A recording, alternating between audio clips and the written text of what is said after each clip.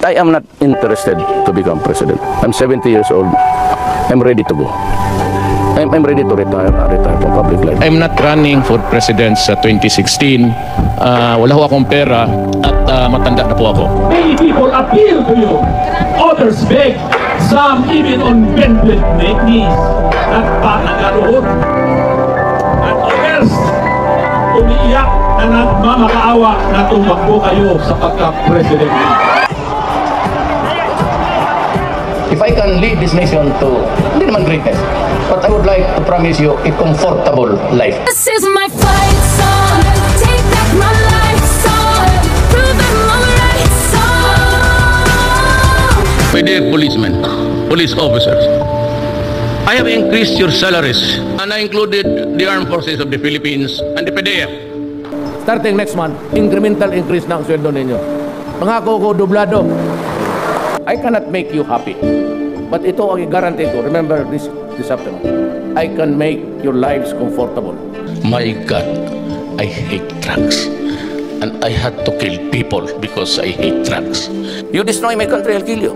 And it's a legitimate thing. If you destroy our young children, I will kill you. There's nothing wrong in trying to preserve the interest of the next generation. Concern is human rights. Mine is human lives. And if I were to do it to your citizens here, would you be happy? Papatupad ng total deployment ban sa United Arab Emirates kung itinuloy ang magbitay sa OFW na si Jennifer Talques. Lusukan, I will give you 10 days. Bayaran mo. Pag bayaran mo, sirahan ko. Wala ng airport. Sukat.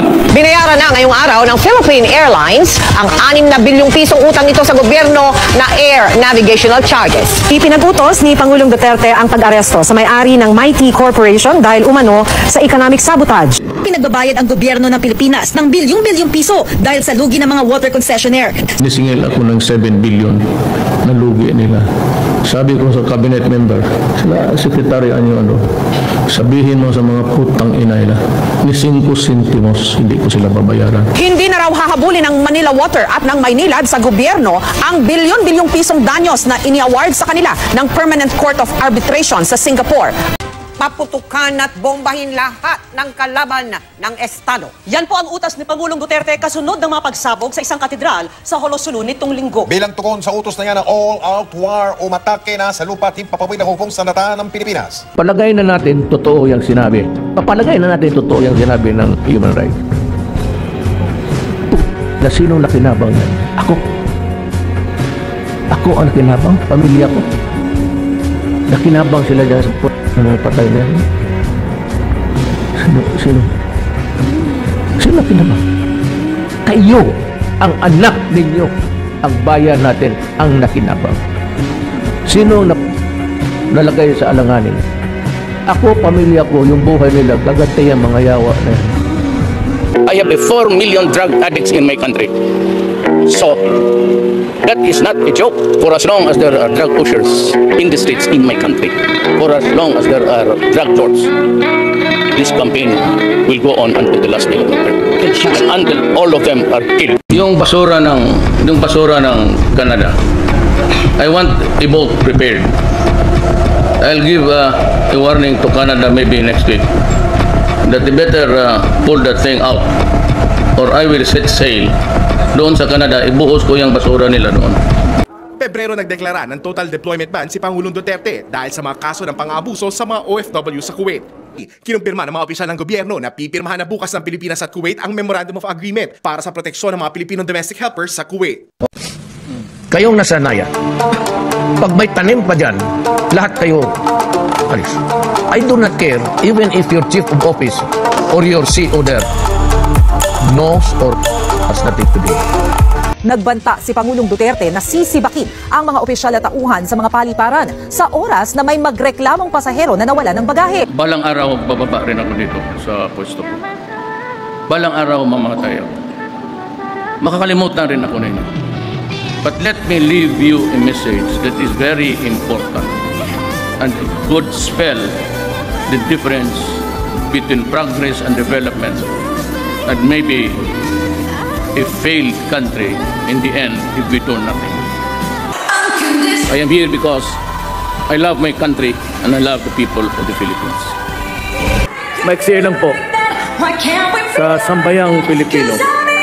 Maraming salamat sa inyo. Itong pagka-presidente ko po, talagang handog ng Diyos sa akin. Kayo ang binigay sa akin.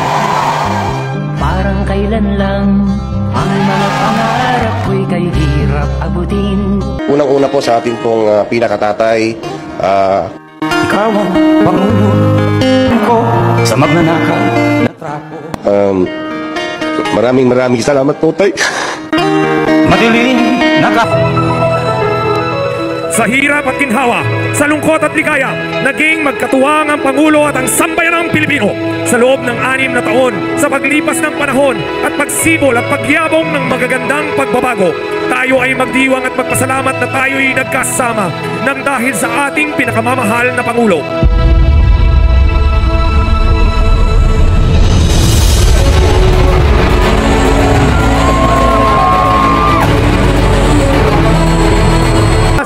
Ang aming mga anak, ang aming mga apo, ang aming susunod na henerasyon.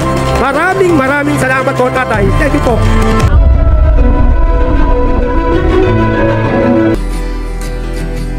No, I've still got a lot of fire left in me. If you have the evidence, go ahead and file the case. Wala akong problema. I can rot in prison for my country. Yan. I am not a Filipino for nothing. Tawag ninyo ako dito. Hindi ko kayo pinipilit na maniwala sa akin. Makinig kayo kasi ako galing talaga sa baba. At itong lahat na ito dumaan sa akin. Koy, lahat yan. Gambuha. Bato. Makinig kayo kasi makinabang ang bayan natin. Hindi ang yabang ko dito, ang bayan ang makinabang natin. Hindi ako nagyayabang, galit talaga ako nagtugon. Kasi sinisira nila ang bayan ko. Kita ninyo na patong-patong ang kaso ko. Sa totoo lang, ang balita ko may warrant daw ako pag... Matagal na akong hinahabol ng mga putang ina. Ano man ang kasalanan ko na ginawa ko man ang lahat sa panahon ko para may kunting katahimikan at mapayapa ang buhay ng Pilipino. Assuming na totoo, bakit ko ginawa yan? Para sa sarili ko? Para sa pamilya ko? Para sa inyo at ang inyong mga anak? Hindi tayo yung anak. Hindi tayo 80 years old kayo lahat. 80 years old.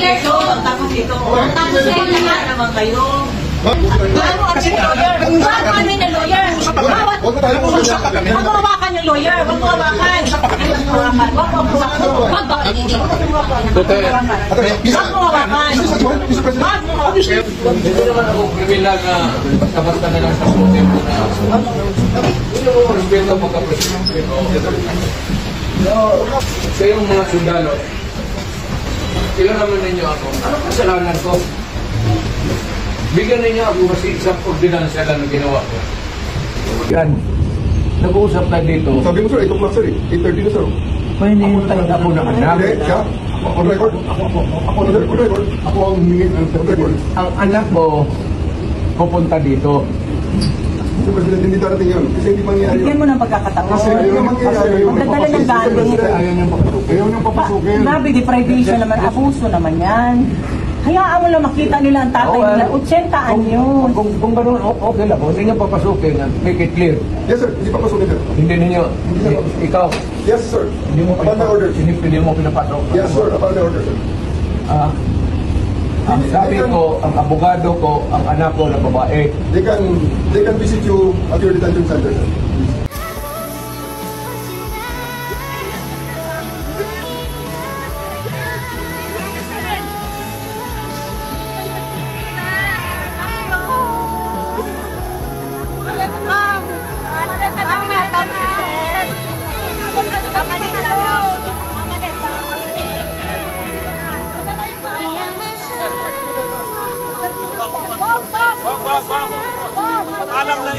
Young Rodrigo Roa Duterte.